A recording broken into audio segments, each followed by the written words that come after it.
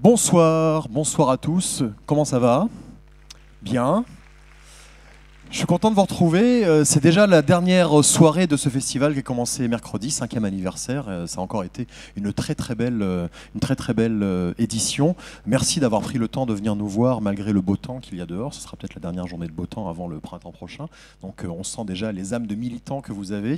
En tout cas, ce soir, on va encore avoir un joli programme. Le festival s'achève après avoir eu, lors de l'ouverture de la 5e saison, une très belle soirée crowdfunding avec des jeunes ici qui nous ont montré à quel point ils étaient motivés pour faire avancer le monde, des films qui ont tous été plus extraordinaires les uns que les autres. On a eu hier après-midi ici, sur cette scène, un Labo Origins avec des artistes qui ont rencontré des scientifiques et qui nous ont raconté ensemble pendant 1h30 les origines du monde. Hier soir, le film Human de Yann Arthus Bertrand. Et puis cet après-midi, une super conférence avec beaucoup de monde. C'était dans la petite salle ici à l'espace événementiel sur la COP 21. Bref, beaucoup de choses. Et puis ce soir, nous allons donc remettre les coups de cœur de l'ADEME et du public. Vous allez également avoir les résultats du concours de court-métrage que nous avons lancé cette année avec Pierre Ninet, président du jury. Et puis, qu'est-ce qu'il y aura d'autre? Et puis, évidemment, nous aurons le film que vous êtes venu voir, le nouveau film de Cyril Dion et de Mélanie Laurent que vous verrez en avant-première. Le film s'appelle Demain. Voilà pour le programme. Et je vais vous demander d'accueillir tout de suite le directeur artistique du festival, Pascal Signolet. Bonsoir. Bonsoir Pascal. Merci beaucoup de votre présence. Merci à toutes les personnalités, à tous les partenaires qui nous font confiance. Et puis, je voudrais surtout remercier celle qui a accepté d'être notre marraine cette année, la formidable, généreuse et engagée Marion Cotillard. Je vous demande d'applaudir.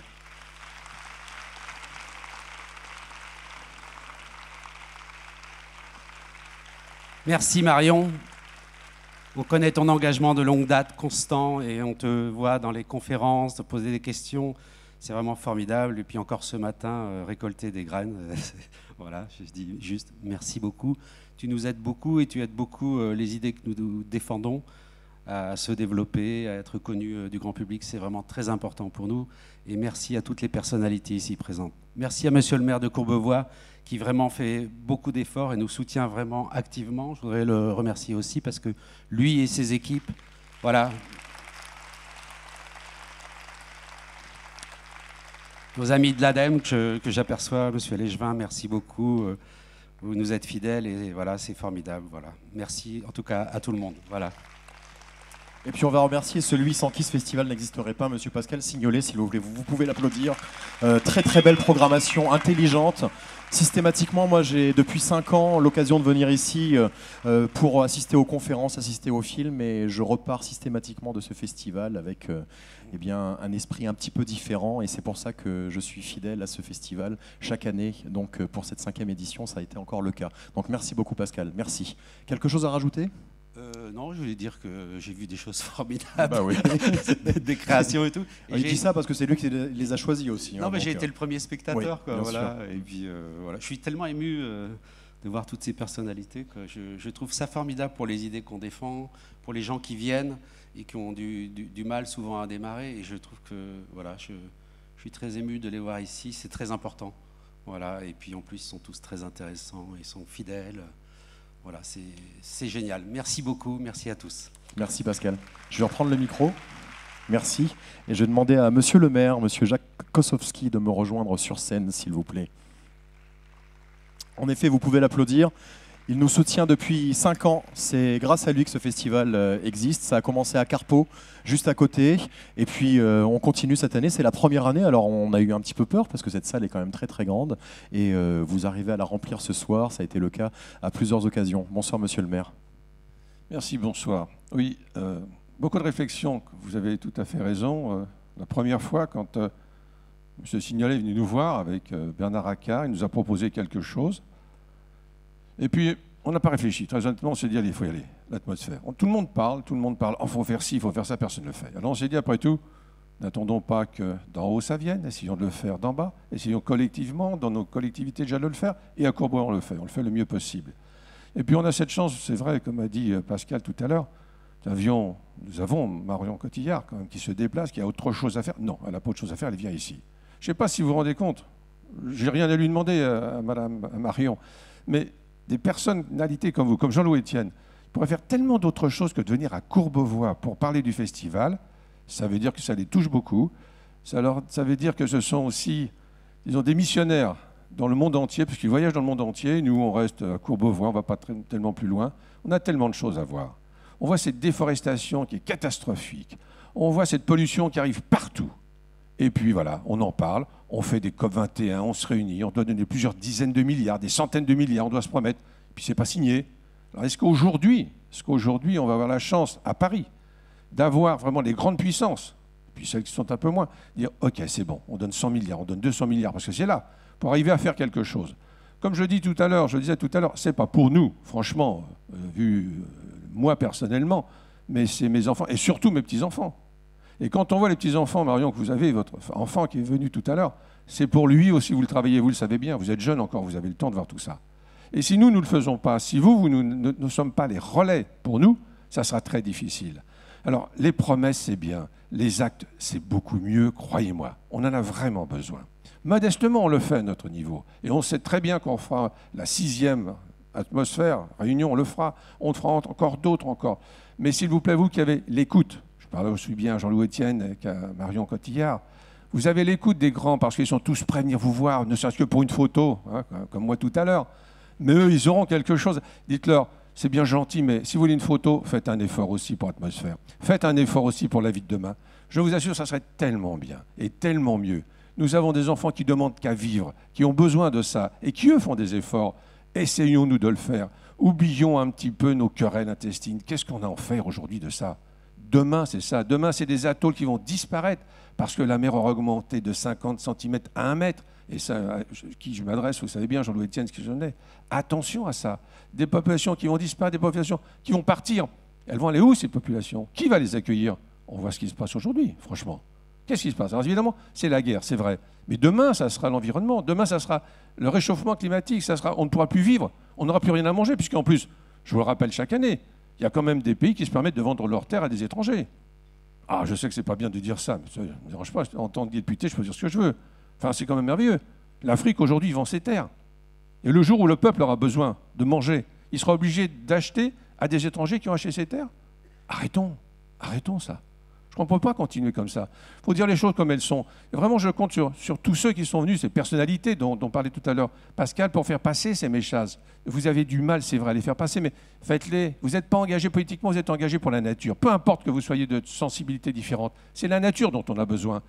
Aidez-nous. On essaye, nous, de le faire à notre niveau. Pas toujours parfaitement, mais on essaye de le faire. Alors franchement, s'il y a un seul mot, ce festival, Pascal, merci à toutes vos équipes. Puis merci à vous deux, si vous pouvez faire passer encore des messages comme ça. On a besoin de vous pour sauver un petit peu notre planète et je suis sûr que vous le ferez. Merci à vous. Merci Monsieur le maire, merci beaucoup. Et rendez-vous l'année prochaine, bien sûr, pour la 6e édition du Festival Atmosphère, ici au centre événementiel et à l'espace Carpeau, ainsi qu'à la salle à Belgance. Vous avez pu voir également les films de la programmation. On va passer maintenant au concours de court-métrage que nous avons lancé avec le concours du Green Up Festival. Le titre de ce concours de court-métrage, de 37,2 à 451 Fahrenheit, libérez votre imagination sur le thème du dérèglement climatique, avec donc 2 références à Benex et à Truffaut dans ce titre. On a reçu une 50aine de films. Il y a eu 5 films qui ont été sélectionnés par les internautes, qui ont été diffusés lors du festival Solidays, que vous connaissez, ce festival important qui œuvre pour aider les associations dans la lutte contre le sida. Eh bien, au cours de ce festival, 5 films ont été diffusés. Puis on a eu un deuxième temps avec un jury qui a été présidé par Pierre Ninet, qui a sélectionné 2 courts-métrages. Pas 1, 2, car il y a des ex-aequo, ils ont eu du mal à se décider. Donc les courts-métrages, vous allez les voir dans un instant, mais pour remettre ces prix, je vais inviter tout de suite le directeur fondateur de Solidarité Sida, Luc Baruet, s'il vous plaît. Merci de l'applaudir. Bonsoir Luc. Bonsoir. Alors, une question assez simple. Tu es donc directeur de Solidarité Sida. C'est toi qui organises cet énorme festival Solidays à Longchamp. Quel rapport entre la lutte contre le sida et les questions de développement durable ? Il n'y a pas de rapport immédiat. Par contre, quand on œuvre pour la solidarité, comme on le fait dans le cadre du festival Solidays, parce que j'en profite pour le rappeler, ce festival n'est pas dédié qu'à la lutte contre le sida, bien évidemment. Donc, il sert les intérêts de la lutte contre le sida, mais sur place, il y a près de 100 associations, tous secteurs confondus, et puis des associations françaises, mais aussi beaucoup d'étrangères. Et donc on est là aussi pour véhiculer, porter un certain nombre de valeurs et de discours. Et j'ai le sentiment qu'aujourd'hui on ne peut pas parler de solidarité sans parler de développement, et on ne peut pas parler de développement sans parler d'environnement et de dérèglement climatique. Donc tous ces phénomènes sont interconnectés. Et j'ai le sentiment qu'aujourd'hui, si on va avancer sur le terrain de la santé, notamment sur les continents en difficulté, particulièrement l'Afrique, voilà, il faudra aussi travailler la question du dérèglement climatique. Alors juste une question comme ça, vu qu'on est entre nous, quelques noms pour la programmation du prochain Solidays? Non, je plaisante. Voilà, il va commencer à bosser dessus à partir de l'automne. C'est le genre de question qu'il ne faut pas lui poser. De toute façon, quand vous lui posez la question, quand il commence à avoir des noms dès le mois de janvier, février, il n'en parle pas. Voilà, il faut aller à la conférence de presse pour avoir les premiers noms. Donc j'ai donné une fiche à Luc avec les noms des 2 courts-métrages ex aequo. C'est la première fois que je fais ça, donc je vais essayer d'être à la hauteur. Donc il y a 2 ex aequo, mais ça tu l'as déjà dit. Donc en plus je pense qu'ils sont ici, je crois. Donc il y a Cuida el Agua. Oui, bien. Tu parles bien espagnol. Film d'animation espagnol de Virginia Curia et Thomas Condé. Alors ils ne sont pas là, car ils sont espagnols, ils n'ont pas pu faire le déplacement, mais on va leur remettre ce prix, bien sûr. Et en revanche, on a l'équipe du 2e film. Tout à fait, L'énergie des décis, avec Desi, pardon, de Camille Henlon et Adèle Van Eisner. Et là, je crois que l'équipe est dans la salle. Bonsoir, je prends mon micro. Bonsoir, qui est Camille, qui est Adèle? Camille. Et Adèle. Et alors, je crois savoir que vous n'êtes pas du tout cinéaste ou réalisatrice, ou en tout cas, On vient du documentaire. D'accord. Donc, en effet, on pourra voir que ce n'était pas notre spécialité de faire de la fiction. Voilà, parce qu'on est cinéaste aussi quand on vient du documentaire. Mais en tout cas, la fiction, ce n'était pas votre domaine. On a essayé de faire ce qu'on pouvait avec nos petits moyens. Et on va voir le court-métrage. Et il y a entre autres des effets spéciaux, des incrustations, des choses comme ça. Enfin bon, des effets spéciaux, c'est vrai qu'aujourd'hui, quand on voit les films comme Jurassic Park, on peut imaginer, mais en tout cas, il y a des incrustations. Ça a été un peu compliqué techniquement, je crois, de réussir à tout mettre en œuvre. Oui, vous pourrez le constater, c'est quand même vraiment fait avec des petits moyens, les moyens du bord. Donc l'équipe de Yami 2 Productions, on est tous dans le documentaire, on a essayé de faire ce qu'on pouvait avec le fond vert. Vous voyez, enfin, ça va être assez spécial. Mais on est certain que ça va être très très bien. Qu'est-ce qui vous a touché dans l'intitulé et puis même dans le thème de ce concours de court-métrage? Voilà, surtout en particulier, voilà, c'est évidemment le fait l'environnement. On vient un peu de cette génération. Et docu-fiction, ça nous parlait bien. On a pensé que ça pourrait être un bon moyen de faire passer des messages. Très bien. Merci. Merci beaucoup. Merci à vous et félicitations. Je vais récupérer mon micro et nous allons tout de suite voir donc ces 2 courts-métrages sur cet écran et je vous retrouve juste après.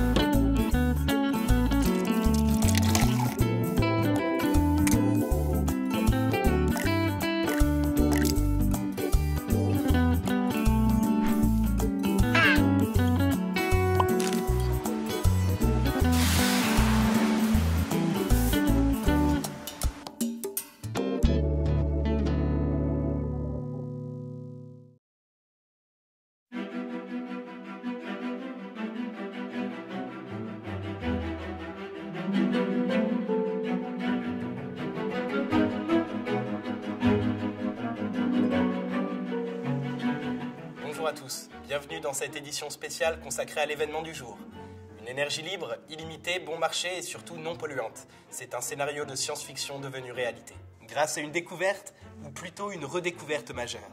Les archives d'un génissaire mort il y a plus de 70 ans, Nikola Tesla.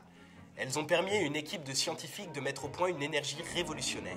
Vous allez comprendre pourquoi. Elle fonctionne avec une ressource disponible sur chaque continent, l'énergie dégagée par la rotation de la Terre. Accessible à tous et non polluante, elle sera très facilement exploitable puisqu'elle peut être diffusée sous forme électrique grâce au réseau de distribution actuel. Toutes les activités humaines du transport à l'industrie vont passer à l'électrique. Charbon, pétrole, gaz de schiste, ces ressources sont bientôt obsolètes. Responsables de presque 2/3 des émissions de gaz à effet de serre, elles sont aussi plus chères à exploiter. Les objectifs de la communauté internationale de limiter le réchauffement climatique à 2 degrés vont enfin pouvoir être atteints. En Chine, le charbon représente 70% de la consommation énergétique. Son exploitation est très polluante. Le pays émet à lui seul presque autant de CO2 que l'Europe. Les autorités ont d'ores et déjà promis la fermeture de toutes les mines et de toutes les centrales du pays. Nous retrouvons notre correspondant dans le nord-est de la Chine. Il est allé recueillir des réactions à Xingtai, la ville la plus polluée du pays. Alors, on dirait que le ciel s'éclaircit. Vous allez pouvoir respirer et enlever votre masque. C'est vrai, vous n'avez pas vraiment votre mot à dire. Parlons maintenant du pétrole. L'or noir assure 98% de notre mobilité et du transport de marchandises dans le monde. Marée noire dévastatrice, augmentation constante des gaz à effet de serre, on ne compte plus ses inconvénients. Avec cette nouvelle énergie issue de la rotation de la Terre, il est en train de vivre ses dernières heures, seulement voilà. L'or noir est un pilier pour l'économie de nombreux pays, parmi lesquels l'Arabie Saoudite, premier exportateur mondial de brut. Le royaume pourrait bien voir son économie vaciller. Notre envoyé spécial s'y est rendu pour rencontrer l'un des magnats du pétrole. Vous rigolez ou quoi? Nous? Bientôt ruinés? Vous pensez vraiment que les gens vont s'arrêter de consommer? Le pétrole est partout. Il y en a dans les vêtements, les emballages, les jouets. Sans parler de la pétrochimie. Les engrais, les pesticides, les médicaments. Les gens vont pas s'arrêter de consommer. Business is business. Rendons-nous maintenant aux États-Unis. Avec plus de 500 000 puits, le pays est le premier producteur de gaz de schiste au monde. Seulement voilà, la technique la plus courante pour les extraire, la fracturation hydraulique, utilise des produits chimiques hautement toxiques. Conséquence, les nappes phréatiques sont durablement polluées. Un désastre pour la santé, avec des cancers, des mutations génétiques ou des problèmes de stérilité, mais aussi pour l'environnement. Avec la découverte de cette nouvelle énergie propre, les gaz de schiste sont obsolètes. Nous nous rendons au Texas, où les puits de gaz de schiste ont envahi le paysage. L'ancien gouverneur George W. Bush a tenu à nous livrer ses impressions. Oh, vous savez, nous, aux États-Unis, on n'a pas envie de se séparer de nos petits gaz de schiste. Comme le disait papa au sommet de Rio, le mode de vie américain est non négociable. Certains se plaignent que l'eau est polluée, que les gens sont malades. Moi, j'ai du gaz de schiste sous ma piscine et regardez. Jacuzzi. Après les énergies fossiles, revenons en France, championne du nucléaire avec 58 centrales et une électricité dépendante à 75% de cette énergie qui suscite tant de débats. Si elle ne dégage pas de gaz à effet de serre, elle reste néanmoins problématique. Le gouvernement a donc d'ores et déjà planifié son remplacement. Seul bémol, la filière du nucléaire, c'est aussi entre 140 000 et 410 000 emplois qui risqueraient de voler en éclats. On écoute Jean-Luc Digueur, responsable syndical chez Aleva. On a encore 1 300 000 m3 de déchets radioactifs à cacher, 58 centrales à démanteler, on ne sait pas encore comment on va faire. Non. Nos emplois ne sont pas menacés, on a encore du travail pour les 50, 60 milliers d'années à venir. Alors on creuse. Merci. On nous promet des énergies renouvelables et propres afin de maintenir nos modes de vie. En quelques décennies d'inconscience, de surconsommation et de croissance effrénée, nous avons déréglé nos climats, épuisé les terres qui nous nourrissent, empoisonné l'air que nous respirons, pollué l'eau que nous buvons et exterminé la biodiversité dont nous dépendons. Ce sont peut-être nos modes de vie que nous devrions changer, avant que les désastres que nous provoquons ne nous y forcent. Pensons aux générations à venir et aux manchots qui nous remercieront.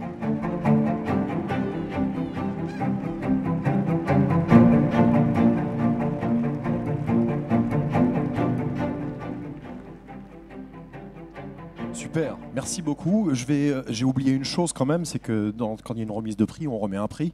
Donc oui, c'est la base, hein, c'est le principe. Donc Luc va revenir pour remettre le prix Atmosphère à nos deux réalisatrices, Adèle et Camille. Merci beaucoup. Merci et encore bravo. Merci.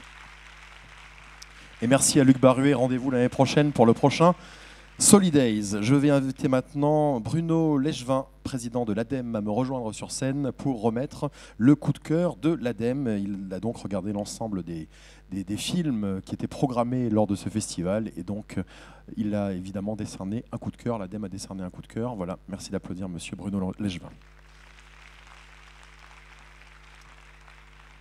Bonsoir. Bonsoir. Alors comme ça, vous avez regardé tous les films? Pas tous les films, mais on a regardé ceux qui étaient les plus proches de nos thématiques et du coup... qui touchaient à l'énergie, bien sûr. Évidemment, le choix était difficile. Pour nous, c'est important d'être là parce que le cinéma, les films, dans notre société d'image, c'est une belle occasion, un beau vecteur pour faire passer des messages, pour faire passer nos messages et d'être là avec vous ce soir pour le festival Atmosphère pour un monde durable. Court-métrage d'ailleurs. C'était très agréable. Et en plus, tout à l'heure, on a eu une belle table ronde et on a vu comment, au-delà de la réussite de la COP21, l'engagement des États, qui vont être, comme le disait Monsieur le maire, l'engagement qui doivent être contraignants, dont les résultats seront difficiles, mais au-delà des résultats et l'engagement des États, on compte beaucoup sur la mobilisation de la société civile, parce qu'on sait très bien que ces challenges seront réussis parce qu'il y aura toute la société civile qui se mobilisera, qu'il s'agisse des ONG, des collectivités, des entreprises, pour quelque part, et en plus on a la chance que c'est en France, alors on va bien l'organiser, mais on va tout faire pour que le résultat soit fort, et donc toute la société civile doit être un fluide positif pour que les États s'engagent, et ils s'engagent pas seulement à la COP21, mais ils s'engagent après dans la concrétisation. Et donc, de fait, d'être là ce soir, c'est pour nous important. Alors, on remet le prix coup de cœur, mais comme c'était difficile, on a voulu faire un petit clin d'œil et faire une mention très spéciale à un autre film. Il s'agit du documentaire Ville intelligente réalisé par Jean-Christophe Ribaud.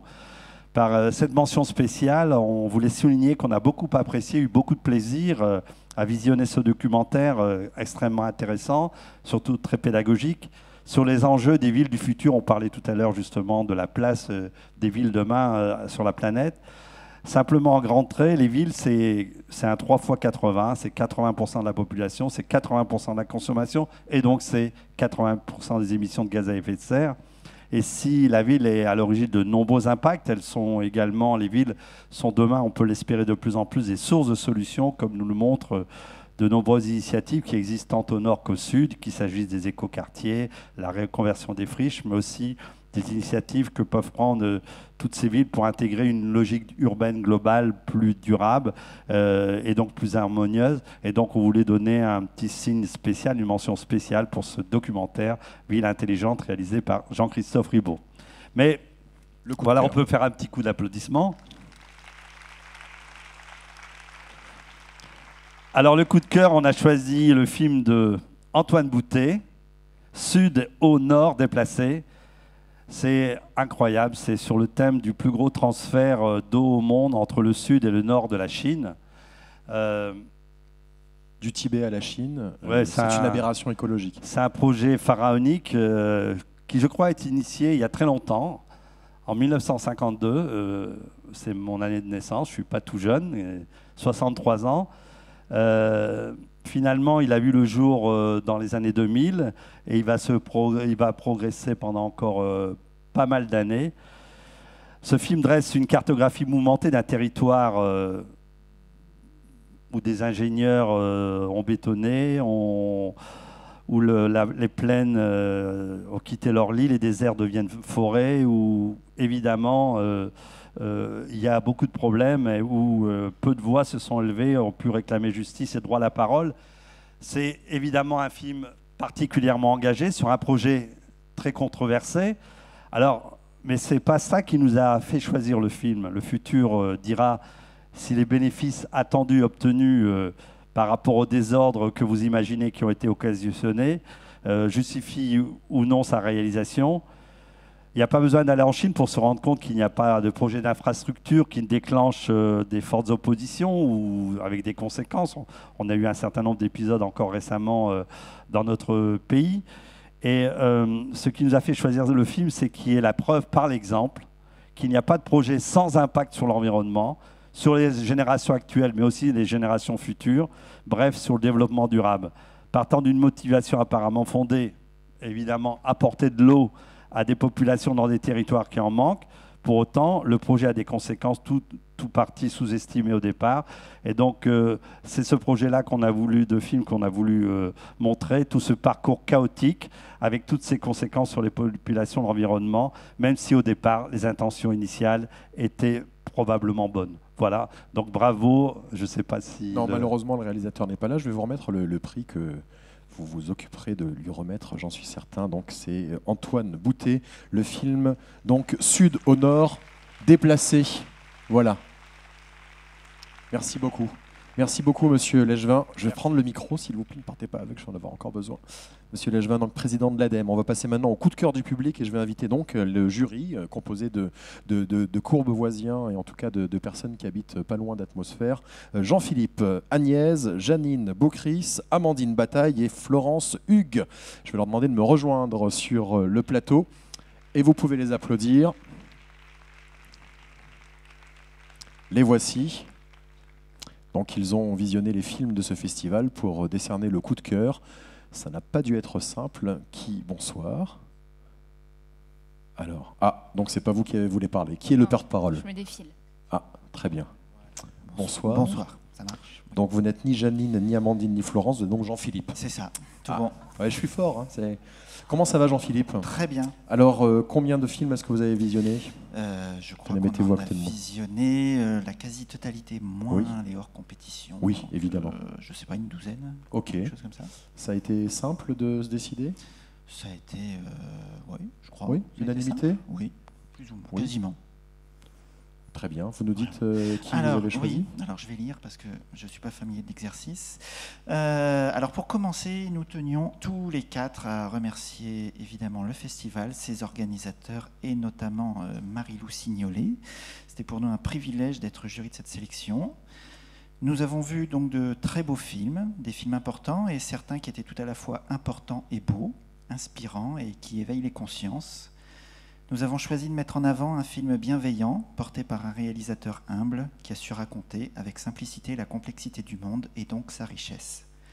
Et nous avons choisi de mettre en lumière un film et un réalisateur qui font le pari de nous éveiller au passé afin d'envisager un autre futur. Et je passe la parole. Ah oui, il y a une petite chorégraphie, ça a été répété. El button de Nácar de Patricio Guzmán. Le bouton de nacre. Le bouton de nacre. Racontez-moi en quelques mots, si on peut résumer l'histoire du film. Eh oui, c'est tombé sur vous. Eh oui, il fallait parler non, à un moment donné. je vais le faire avec plaisir. Donc c'est un film qui mélange beaucoup de sujets différents. Ça traite des Amérindiens au niveau du Chili et de la Patagonie. Ça traite de l'eau parce que c'était un peuple qui vivait autour et avec l'eau. Ça traite aussi de la dictature et des victimes de Pinochet. Ça traite aussi du cosmos, de l'infiniment petit, de l'infiniment grand, et tout ça à partir d'un bouton nacre. Un film très, très poétique. Très poétique et très optimiste. Et on a aussi choisi de donner le prix à ce film parce que bien que la situation actuelle soit assez effrayante, c'est un film assez léger et on préfère partir sur une note comme ça qui, j'espère, donnera autant d'espoir aux gens qui vont voir que ça nous en a donné à nous. Merci beaucoup. Alors, Patricio Guzmán a repris l'avion aujourd'hui pour le Chili puisqu'il était pris par des obligations professionnelles. Mais Xavier Thomas, qui fait partie de l'équipe d'organisation, va venir reprendre ce prix. Et pour lui remettre, il passe beaucoup de temps en Amérique du Sud et je pense qu'il ne devrait pas tarder à y retourner pour lui remettre en main propre. Merci. J'ai parlé avec Patricio Guzmán et Renate Sachse, la productrice, qui sont actuellement dans un avion pour rejoindre les terres chiliennes. Ils sont honorés, bien sûr. Ils étaient ravis de participer à ce festival utile, important et intelligent. Ils remercient la technique de la projection. Ils ont trouvé la projection d'une qualité extraordinaire, ainsi que le son meilleur, comme il me l'a précisé, que lors de la projection au dernier festival de Berlin, où, je le rappelle, il a reçu l'ours d'argent du meilleur scénario, et chose qui est rare meilleur scénario pour un documentaire dans un festival de fiction. Voilà, merci pour lui et je lui rendrai, bien sûr. Merci beaucoup, merci. Merci à tous. Et à l'année prochaine également, merci. Merci. Alors, on vous l'a dit, on approche de la projection du film. Nous avons eu, et on l'a salué d'ailleurs, elle va nous rejoindre dans un instant sur scène, notre marraine Marion Cotillard cette année. Puis elle partage le parrainage de ce festival avec monsieur Jean Jouzel, qui est l'un des membres du GIEC. Il est très occupé, évidemment, vous vous en doutez, avec la COP21 qui va se tenir à la fin de l'année à Paris, du moins à partir du 30 novembre. Donc il fait le tour du monde actuellement pour porter la bonne parole, et Dieu sait si on a besoin de l'entendre. Il est actuellement au Brésil, mais il était présent déjà en vidéo pour la cérémonie d'ouverture et il a également quelque chose à nous dire ce soir, c'est sur l'écran. Donc un petit mot pour cette clôture du festival. D'abord à Marion Cotillard, j'ai eu le plaisir de partager avec Marion ce voyage aux Philippines où nous sommes allés voir avec le président de la République disons les dégâts que peuvent provoquer cet énorme cyclone Haiyan, il y a à peu près 2 ans maintenant.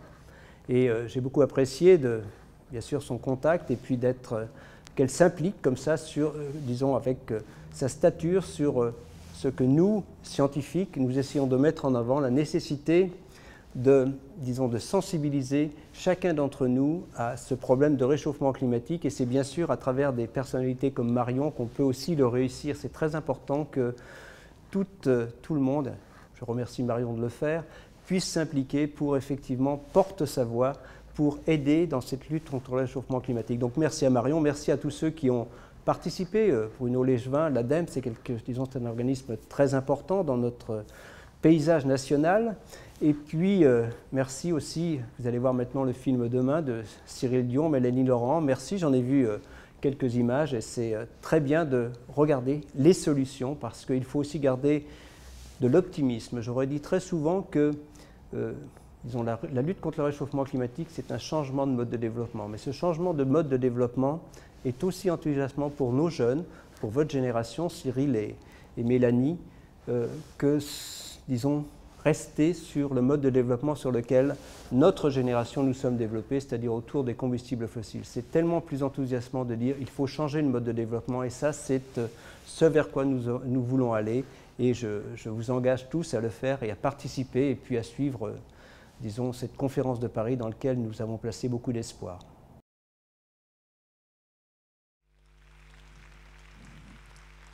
Jean Jouzel. Et nous allons demander à Marion Cotillard de nous rejoindre sur scène. Merci de l'applaudir.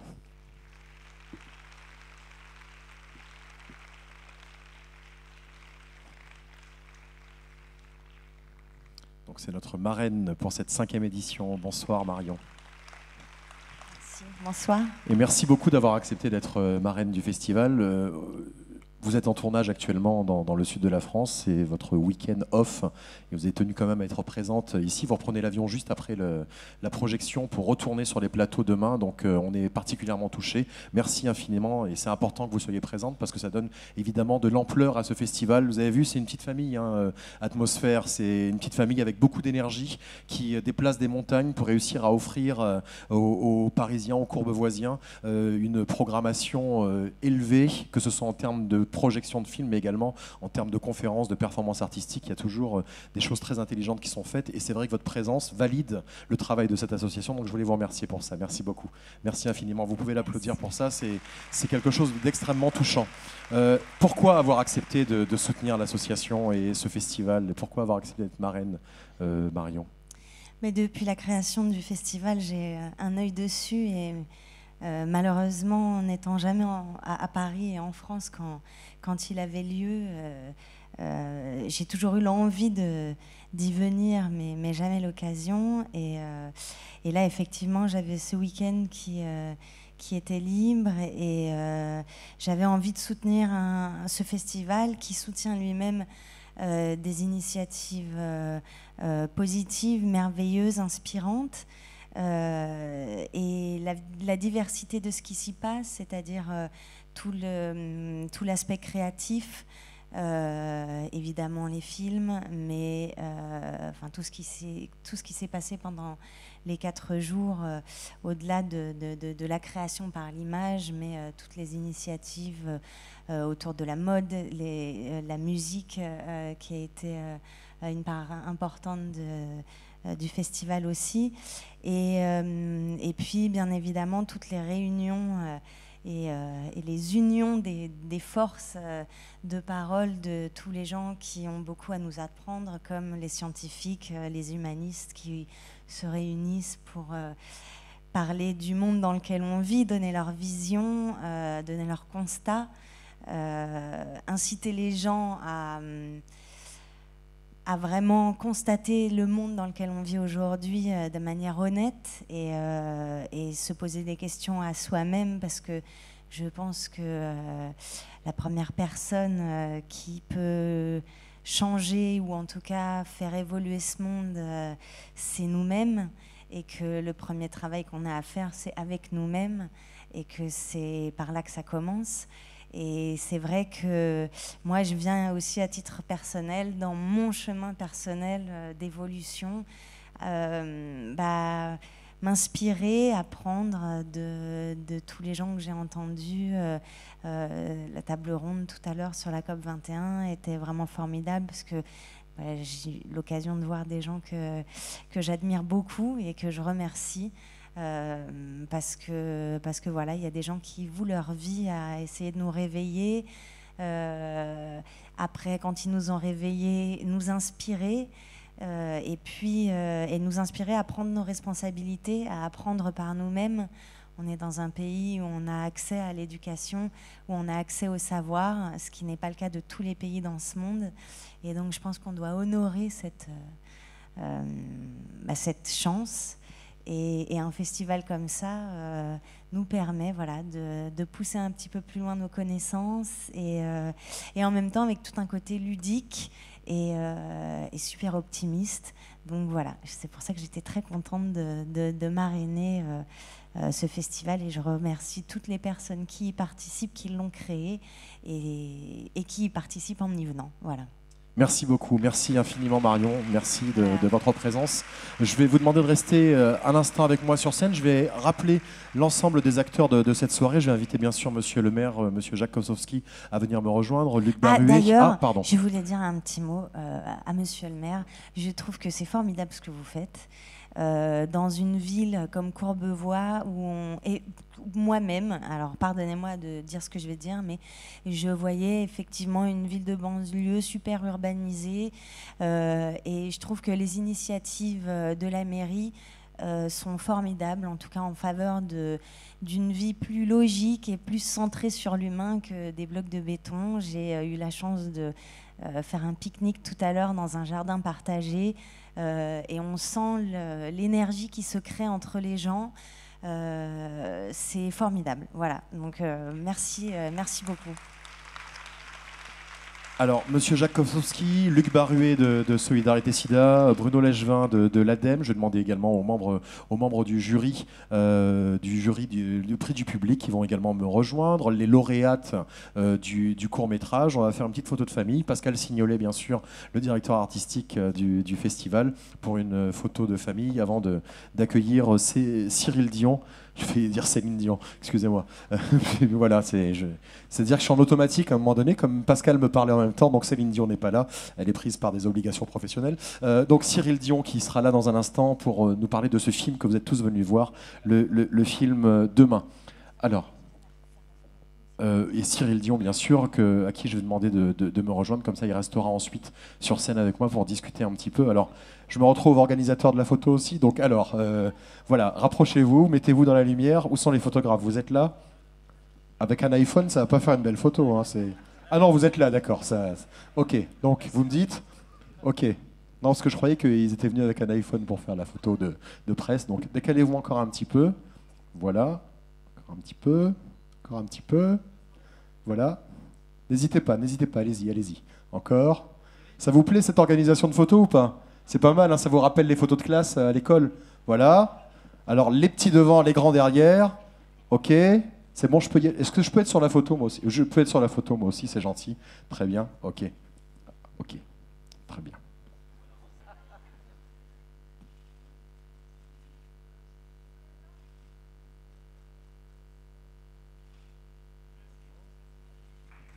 Merci beaucoup. J'ai juste une dernière chose. Merci à tous les participants de cette soirée. Je vais garder Cyril Dion et également Marion. Juste une chose, Marion, on voulait absolument vous remettre un prix parce que vous êtes... voilà. Et vous demandez si vous acceptez d'être présidente d'honneur du festival à partir d'aujourd'hui pour vous remercier de votre présence. Voilà donc le prix Atmosphère. Merci beaucoup. Je suis un peu gênée parce Mais pourquoi parce que moi, j'ai toujours été très touchée par ces sujets qui devraient tous nous concerner. C'est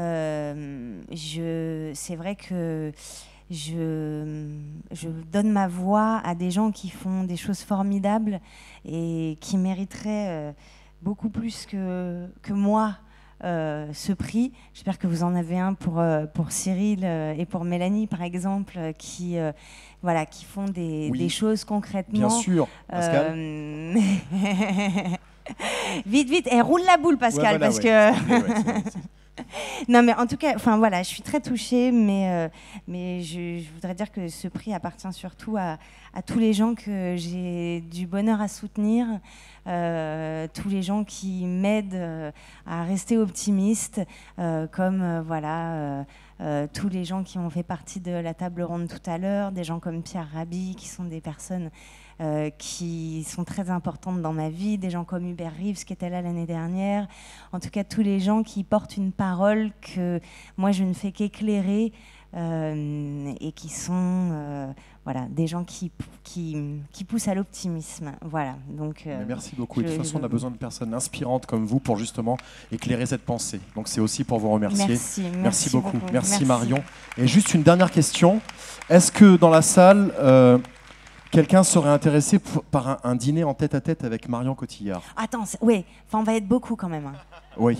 Non mais parce que j'ai entendu des oui mais non mais j'ai une non mais parce que en fait je vais les inviter à aller sur Bluebees. Absolument. Voilà, non, elle a eu peur là, elle s'est dit ça y est, il pète les plombs. Non, d'accord, OK. Non, c'est juste que je voulais pas Non, mais on est d'accord, je peux parler de l'initiative de Bluebees. Bien sûr, évidemment, mais disons que ce sera en tête-à-tête avec plein de S, quoi. Oui, non, mais ils seront devant, on sera 16. Il sera devant 15 vous. Plus moi. Voilà, donc il faudra voir. Donc en tout cas, allez sur bluebees.com, qui est un site de crowdfunding qui a organisé un grand concours avec 13 agriculteurs de toutes les régions de France. Je peux me permettre, ils ont eu sûr. Plus de 200 dossiers, ce qui est énorme, ce qui prouve bien qu'il y a une vraie énergie et une vraie envie d'une société différente.